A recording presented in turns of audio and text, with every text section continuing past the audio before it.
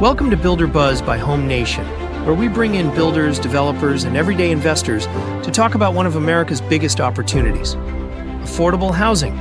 We'll talk about real costs, explosive growth, big mistakes, and tough lessons you won't learn anywhere else. Whether you're building homes, buying land, or just building big ideas, this podcast is for you.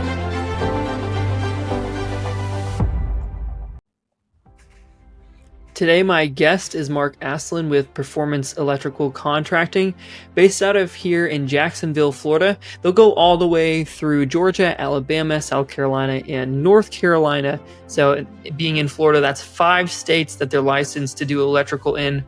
Mark has an appetite for doing a lot of work in a lot of different states. He doesn't want to just stay within a couple surrounding counties. They're in growth mode in 2025. They doubled the size of their workforce, and they're looking at expanding into other states. In fact, he's done jobs all the way up in some New England states, believe it or not. So he's got a ton of experience in contracting, been doing this for decades, knows everything that has to do with electrical, residential, commercial.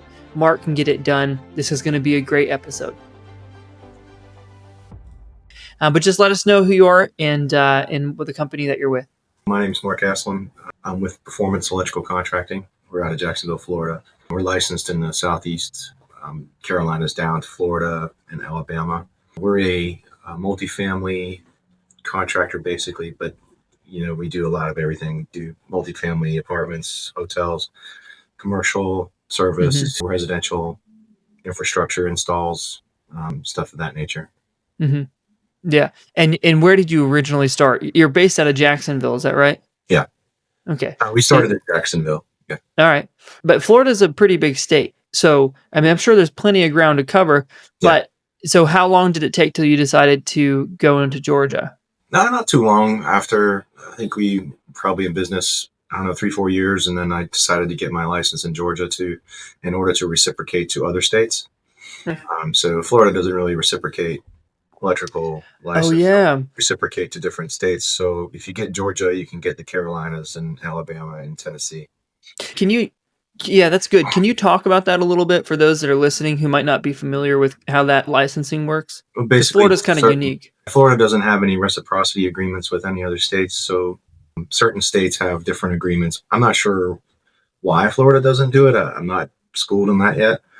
But some states like Georgia have reciprocity agreements with the Carolinas, Tennessee, and Alabama. So if you pass the unlimited test in Georgia, you can go ahead and take the business test in the other states and go ahead and your technical test in Georgia transfers to those states. So it's a quick way to get licensed in other states. You still have to take the business and law exam for those particular states, but it's a lot easier than going and taking your technical exam again, as well as the business part. So, do you have to do any sort of continued education for those other states, or just Georgia? Their own requirements. Florida's every 2 years. Georgia's every 2 years. I think North Carolina's every year. Yeah, I have constant reminders. Yeah, I was going to say, because you're the license holder, right? Yeah, I qualify. I've always thought that to be somewhat of a strange thing, but I don't see any other way around it, where you have the license holder of like a big multi-state contractor, and there's one person who's the license holder, and they have to take all the tests. It's just so strange to me. Yeah, there's other tests you can take. There's an ASCALA test. I can't remember what the acronym stands for, but you can get 15 states that test. So a lot of guys will get licensed in different states. I think multifamily contractors a lot of them tend to get licensed wherever they can, so they can follow some work, or they have a certain customer that has jobs come up and they want to use you. So if you can make money at it, it's worth it. It's just every state has its own stipulations and rules and regulations that you have to understand, and it gets kind of cumbersome and challenging if you don't. And if you miss, you're redoing your license. The insurance requirements, the bonding requirements, the permitting, the specific code rules that they adhere to, or it's just all different. Yeah. County, everything. City, they all have their own little nuances. Do you have anyone hired for compliance with all of that? Because that can be a lot of paperwork. Not right now, no. We meet every Monday and we discuss our issues that we're having. I mean, right now we're just working in Florida and South Carolina, the only two states we're really active in. Okay. So you just have the option to go into Yeah, those other we're states. active in all the states, but those southern states. But we're right now we only have jobs in Yeah. Georgia Okay. and I see. Florida. I see. So why did it make sense then? Just so 2013 is when you started, right? Yeah. Well, why did it make sense to add all these other states? Because Florida's huge and it's been growing since 2013, and Yeah. there's always people moving here.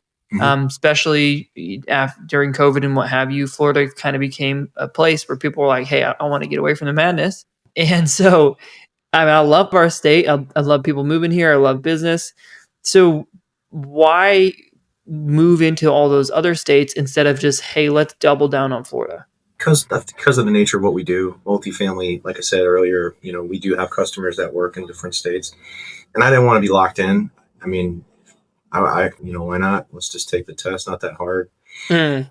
Take the test to go ahead and get licensed and get set up. And I think it makes Mhm. you more attractive too to Yeah. newer customers that say, "Hey, we got a job coming up in Savannah. That's 2 hours from us." So, we can go ahead and service that. We can service, Mhm. I mean, Charleston's only 4.5 hours. So, Mhm. we can go all the way to North Carolina and be comfortable. And so Mhm. I'd imagine that give you any level of legitimacy with a customer when I they think so. see. I guess that's a good point. I didn't think of that. But yeah, Uh-huh. I think it makes you look more professional. Yeah, a little bit of legitimacy. And Florida's big. I mean, you go to Miami, that's a 7 8 hour drive. It's true. You go 7 8 hours north, you're in North Carolina. So, I mean, if Yeah, that's actually a good your point. radius is going to be 8 hours, then you're all the way into Alabama, anyways. So, Yeah, I did not even think about that. That's crazy. That's crazy. But yeah, up in Jacksonville, because I'm here in Cocoa Beach area. oh, right. Yeah. So So, just a few hours we're a south of you. couple hours south, but, Jacksonville is basically South Georgia. Yeah. How do you think people in Jacksonville would feel about that? I don't know. That's funny. That's too funny. With those jobs, if you have all 7, 8 hours away, whichever range of states that puts you in, right? Whether North Carolina or deep into Alabama, how do you keep up with those jobs? Do you send the workers there? Do you get the contract and hire local labor? Do you have connections with contractors already? I guess it depends on the job, but, we staff the job from here or we'll hire local. I mean, that's just like you said. Like we did the job. One of my customers was building in New England, the New England area. We built a job in Scarborough, Maine Oh wow. with them, and I had to find a partner up there to work with. And so we kind of built a partnership and we were able to make the job happen. So Okay, so why would they choose you all the way here from Florida? I'm from Maine. I mean, but at the time, this was, I don't know, probably 2018, 19, 6 years ago. And they said, "Hey, we're doing this job in Scarborough." And I'm like, "Oh man, I want to do it. I'm from there." And their rules and regs up there are different. I couldn't get, licensing requirements up Mm, there are a little more difficult. Or you got to have a certain amount of schooling and stuff like that. It's not as easy yeah, as just going to take your test. So, yeah. but I thought I could do it. So I went ahead and agreed to the price that had the contract sitting on my desk. And then I'm like, I don't know how I'm going to do it. So, it's kind of funny because, you really don't know what's going to happen.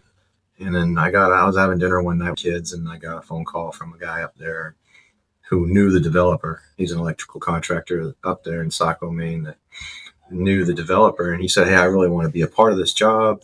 And what would it take? And Mm, I really need somebody to do the job. So, you tell me what it's going to take." And we kind of split the job in a way. And wow. we were able to make money and build a relationship. And that was important.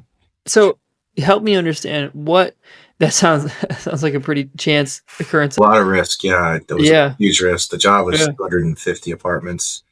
It's a Wow. $2.5 million job. Yeah, And that's huge. yeah, I was a little stressed to say the least. But it's kind of good in a way because I'm from there and it got me Mm. home every month. I got to fly home every month and visit the job Aw. and check it out. Yeah, that's really And nice. and the guy that we worked with was excellent. He was top notch. Hmm. Didn't miss a beat. And it just Yeah. really worked. It worked out really good. And I mean, I made more money on that job than I did on jobs local. That's great. That's so weird to me, but it's true. Yeah.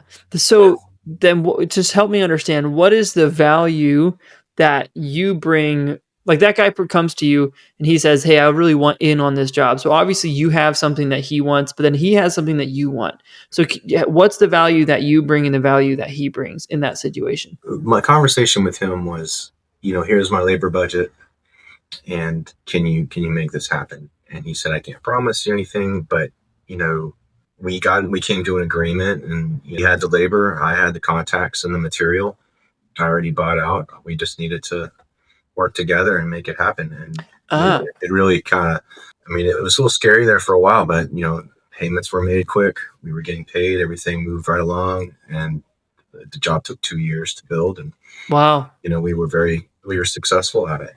So you had that contract that you agreed to, and then you had the material, you said? Yeah. Well, I had the whole contract, but I had to find labor. I didn't have, when I agreed to the job, I'm like, I can do it. I can get licensed up there, and I can. Oh yeah. And then it turned out to be difficult. I really bit off more than I could chew. But it's like what I said, you don't never know what's going to happen. Yeah. And I took a big chance, and it paid off. That was, it's what brought the job in the first place is they said, hey, we're doing this job in New England, in Maine. Do you know anybody up there from up there? Mm-hmm. I said, well, my cousin's a plumber. His company's Performance Plumbing and Heating. So, I named my company after his. Mm-hmm. And he didn't end up doing the job, but they did talk to him. I said, I'll try it. I'll give it a shot. So I got a little aggressive with it. Yeah. And I got it. It worked out. Wow. So then, because maybe it's similar to this, correct me if I'm wrong, I think of it kind of like how your typical builder nowadays, like a single family residence builder, they're not really building. They work their home, and they have a bunch of subcontractors that they use, and they're just putting paper together, putting contracts together, and they know people, and then they're scheduling things, but they're not out there swinging a hammer. No, is there? They sub out. They're non-performing. Non-performing GC, which basically they're liaison between the owner and they just subcontractors, and they provide a schedule. And the whole point of a GC is to set you up to succeed. Mm-hmm. I can't succeed if the concrete's not poured, or if the concrete's not poured in the correct amount of time, or it's out of schedule, or the framing gets out of schedule. That puts me out. Yeah. So I can't complete my task based on their Microsoft schedule, whatever timelines they have. If they're delayed, I can't. I can't. And it throws you away. So that's like, hey, you need more people. It's like, well, it's not my budget. I didn't delay the job. Yeah. So it's that's where it comes in, and perfect. We're human. So there's mistakes, and but you gotta have a relationship. These jobs don't just by contracts alone. Yeah. People are getting away from the number, oh, you're the cheapest, or you're the lowest number. But if you're going to build a 300 unit apartment job and your relationship with one of your crucial electrical is the rocks or not that great, then get ready for a ride. It's going to be a really tough 20 months. Really? Yeah, it's difficult. Have you experienced that on the reverse, the electrical contractor for a GC where it's just not going well? Oh yeah. Plenty of times. What's that look like? That just, hey, it's you are made to look back. You are made to, because other people can't own up to their mistake or own up to take responsibility for their scheduling practices, or pushing us in the building too early, causing conflict with other trades. There's a flow. We call it, you build these jobs, you try to establish a certain flow. When it's multiple buildings, you're in and out of these buildings, you either top down, left to right, and then building 1, 2, 3, 4, whatever. But you try to develop a flow. A lot of guys can't do that. A lot of guys that just go to college and get a construction management degree don't understand trade relationships. Yes. Yeah. Because they haven't either been out in the field for a certain amount of time, or they haven't developed that understanding. Because that's so that brings up kind of an interesting point, maybe just my opinion, that you have when you have these general contractors or supervisors or superintendents or what have you, never actually worked in the field. They went to college, they did the 4 years that they needed to get the license or whatever, and then they start working for a company or their own or what have you. Uh, it seems like they're just not as good as someone who's spent time in the field. There's book knowledge, and then there's hard knocks when you just there dealing with it. I mean, guys that go to school, I mean, I commend them for it. You learn a lot about scheduling. You learn a lot about the technology and the efficient ways nowadays that they have all this stuff that can make your job go better.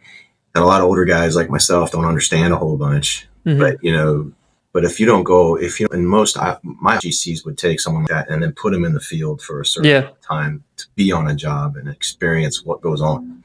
Because, and what we do, I work with pretty much the same subs all the time, same plumber, HVAC, fire sprinkler guys. We work with the same people, so we understand the job.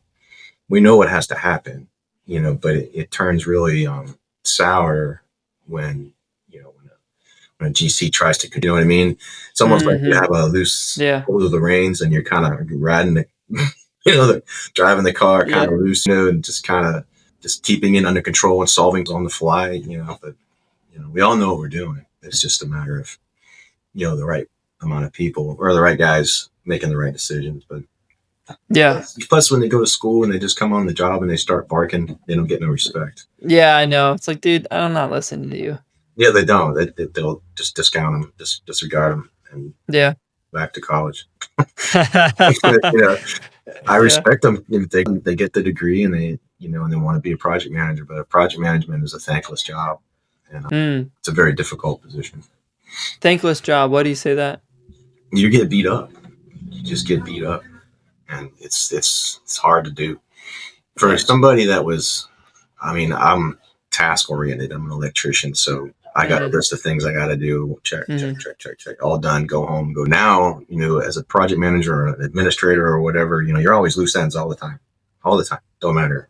There's something to be negotiated, fixed, redone, or argued about, or there's always an issue.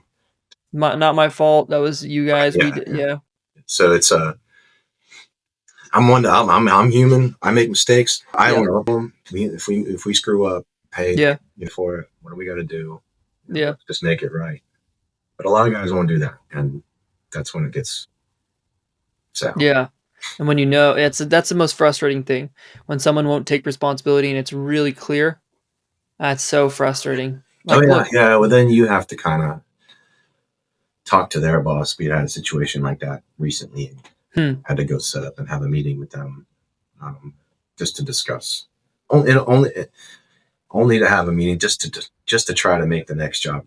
Yeah. Not to be confrontational, point out problems, but really discuss the issues we had, so that when we go on the next job, we don't have those problems. Yeah. My approach has always kind of been, because we do a lot of homes. We provide a lot of single wides, a lot of double wides. We do hundreds of them every year, all throughout the U.S.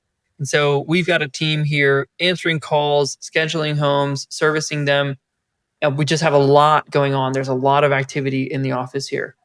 And I don't have time to stop and zoom in on a tiny little problem and bicker about who's going to cover this $500 or whatever. I a lot of times I'll say, let's just pay it and move on, because about that little thing or belaboring about that little point is keeping me from providing more homes to more customers. Yeah, it's a dime holding up a dollar.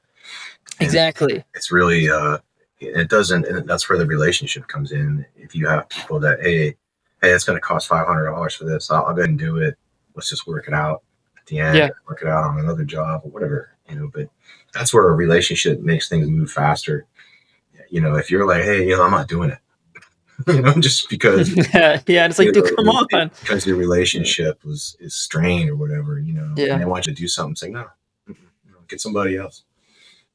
So it's I don't want to work like that. I have, no. And we try to be real and help. Yeah, but sometimes it takes humility. It's frustrating, and maybe you got to eat it, man. And exactly. You just go home. I don't know, whatever you have to do to let some steam off. You have to do it. Yeah, you just have to eat it. Okay, that is what it is. We're gonna move on. There are more deals out there. There's Oh yeah, just so there's so oh many yeah. more Don't let deals. this $3 million job in there Exactly. $4 million.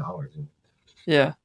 And I think that's really what being the CEO of a company, being the visionary, being the of a company really takes someone with that mindset. Otherwise, like I see contractors that have been in business for serving such and such county for 45 years, and that's it. Only that county for Yeah, 45 years. And I'm like, hey, some people that's their cup of tea. That's what they want to do. yeah, But that blows my mind. For me, I just would go crazy. yeah. Well, I don't want to take over the world, but I want to, I want to work in our general Yeah. area, and that includes multiple states. So Yeah, I yeah. kind of like it. Kind of like bragging about it. Yeah. We That's work awesome, here, we man. work there. It's no small feat to do that. That's a big. That's why a lot will stay in the county for 45 years because Right. it's a lot easier. Not that it's easy to run a business at all. Yeah. It's difficult for sure, but staying within 45 minutes your whole life as a business, yeah, that could be pretty easy. Right. Yeah. When you're doing these jobs in these other states, how do you determine whether you're going to hire local work or you're going to send your guys? First, we'll ask our people, you interested in working out of town, and then if I don't get a bite, then we'll put an ad on Indeed or ZipRecruiter or something. Mhm. And we'll try to find somebody in that area that we can trust to do the job. I mean, it's a big risk. Everything we do is a risk. Yeah. I mean, trusting people with that size of a job is a challenge, and you got to pay them what they're. Yeah. Somebody wants good salary. I mean, you got to pay them what they want. You got to pay for them. You can't be skimp. You can't skimp on pay. No. I'm a No, you first one. can't. I mean, I wanted to be paid what I was worth, and I try to take care of the guys that we hire and say, hey, you want okay? We'll negotiate, but with like a 90-day review, Yeah. how you're doing, and Exactly. Yeah. we'll get to your number, but hmm we provide a full package. I think we have a competitive package, health insurance and everything, and hmm but it's hard to keep up with the big hedge funds that are buying up all these service companies because that's a big deal now. Really? Uh, How are you seeing that? People are buying up these big conglomerates or corporates Mhm. companies. Just like I don't know when it started, but when all the houses were getting bought up, like there's a lot of places in Florida, like Progress Residential, they Mhm. own a lot of houses. So all these big companies, they buy trade companies like electricians and plumbers and HVAC, and they'll combine them into one, all three, big three guy, Yeah. and they'll go out and they'll flood the market with marketing and like millions of marketing, so people know the name. It's a catchy phrase or a catchy character or whatever, and Yeah. so people know who when they don't know who to call, they'll come to their head. They'll just inundate them with marketing, and they'll get work that way, and then they price crap out of them. Oh, I've seen some stuff, man. So we're a family-owned company. We don't, and it's difficult to keep up with these guys because they're paying salaries that are just ridiculous. Really? They need people, so they're paying $100,000 salaries for foremen, all in. That's with all crazy. the benefits and everything. Not saying that guys aren't worth it, but if you're in the trade 5 years and you expect to make $100,000, Yeah. you're not. That ain't gonna happen. No. But these guys will pay it because they need the people. Wow. Then they get used to that way of life, Mm-hmm. and they're tired of the abuse that they get over there because it's so corporate, and they don't want to deal with the pressure and the squeeze. So they go, I want to come work with you guys. And it's okay, well, I can only pay you this. Oh, Yeah. I can't do that. It's Okay, well, then. I mean, I don't know what to tell you. Go deal with that. Exactly. You want to deal with the pay, then you're going to deal with the stress. Like So it's a challenge, man. That's the new thing. I mean, you see the reels all the time. Trades are the new millionaires. And it is. AI is not going to take the place of an electrician. But, it will take the place of an administrator, probably a PM here shortly, or, maybe even estimating. It might even take an estimator's position because you can upload the drawings and it come out with a number right away. Now that would be, I bet there's software for that already. There is. We use McCormick software, estimating software, and they already have AI modules that they're developing that I believe will do auto counts and Wow. save a lot of time and probably start eliminating that position eventually. That would be great. Yeah, to be able to save that time. It would be, but it will kill a job. But there's also the thought process that having that it just allows more people to be able to do that. So a lot of people, a lot of developers are worried about, "Hey, it's AI is going to take my job. I'm not going to be able to write code." But really what it does is it lowers the barrier to entry to write code, which allows more people to be able to do it. That's a good point. So someone like you or me could say, all right, well, I want to write a little website or something because I want to do some side thing and I want to Yeah. sell baskets or I want to sell tools or whatever. I can use AI to help write that. Or I could hire someone with a little bit more knowledge than me, but Yeah. maybe not as much as a senior developer, and they can write it for me. Yeah. So it's kind of two I use it all sides. the time. I mean, I use it for posts, LinkedIn posts, or Yeah. updates, job updates, and employee appreciation posts and job descriptions, processes, you name it. I mean, it's really good with that kind of stuff. And I think it'll inch its way into the estimating part and inch its way into probably scheduling, project management, Yeah. and other stuff too. I can't even fathom or understand how far it's going to go. I just know it's going to take over the world. Yeah. It's going to be a lot. I mean, it's going to do, yeah, it's going to be this like as big or bigger than the internet itself. Right. Yeah. Mm-hmm. So we'll close up here soon. I appreciate your time. I don't want to take too much of it. Yeah. Tell me at any given time between it sounds on like W-2 for you. Maybe you sub some of it out and you have a contract with them that way. At any given time, how many people do you? Right now we have around 30 full-time employees. When we get a specific job, depending on the size of the job, it's staffed, and we use a certain amount of subcontractors as well to perform parts of the labor, different parts of scope. So it's a partnership between different subs on as well as the GC. Okay. And what sort of electrical would you say you focus on the most? Like construction type. Yeah. Right now, a majority of our income. Okay. So your guys would be pretty familiar with that. They can run in and bust that out. Yeah, I mean, we could build anything. I think we can build anything. Actual electrical parts, easy. Yeah. It's the people that are Yes. hard. Yeah. And I think that's true with whatever you do. I don't care what you do, but I think when you spend enough time doing one thing, 30 years in the trade, I can wear anything I want. If I put my head into it. Yeah.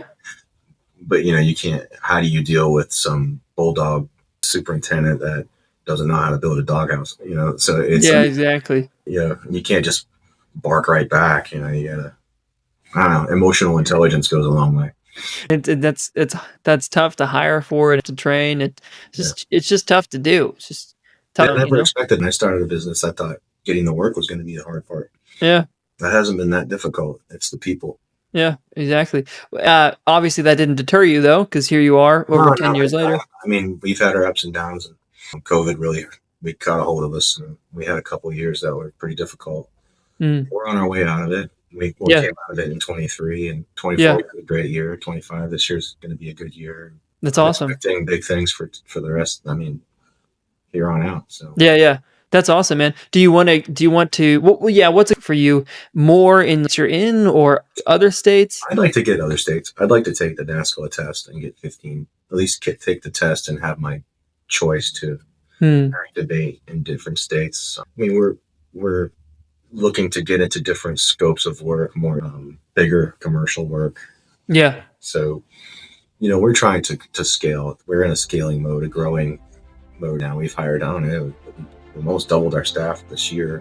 Wow. So we are in a growing mode. I think it's a good time. And so I'm pretty optimistic. Yeah, that's awesome. Well, thank you, Mark. I really appreciate it. That's Performance Contracting, and you're in Florida, Georgia, Alabama, North Carolina, South Carolina. Yep. Right, and with a vision to expand to more in the future. Yep. And pretty much anything that has electrical, you can do it. Commercial, residential, you can get it done. That's right. That's awesome. Where's the best place to connect with you if anyone listening is interested? You can look us up on the web. We're at Yeah.